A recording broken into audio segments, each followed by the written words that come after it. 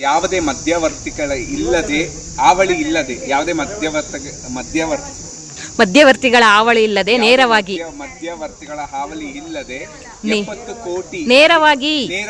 70 ಕೋಟಿ ಅಧಿಕ 70,000 ಕೋಟಿ ರೂಪಾಯಿಗಳಿಗೂ ಅಧಿಕ ಮೊತ್ತವನ್ನು 70 ಕೋಟಿ ರೂಪಾಯಿಗಳು ಸಾವಿರ ರೂಪಾಯಿಗಳು ಏನು ಬರುತ್ತೆ ಗಂಗಾ 1000 ಕೋಟಿ ರೂಪಾಯಿಗಳು ಅಧಿಕ ಮೊತ್ತವನ್ನು ಯಾವುದೇ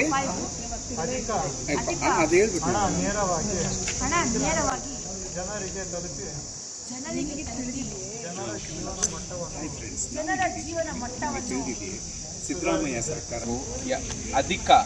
70 ಕೋಟಿ ಇದುವರೆಗೂ ಬರೋಬ್ಬರಿ 70,000 ಕೋಟಿ ರೂಪಾಯಿಗಳು ಅಧಿಕ 70,000 ಕೋಟಿ 70,000 ರೂಪಾಯಿ ಕೋಟಿ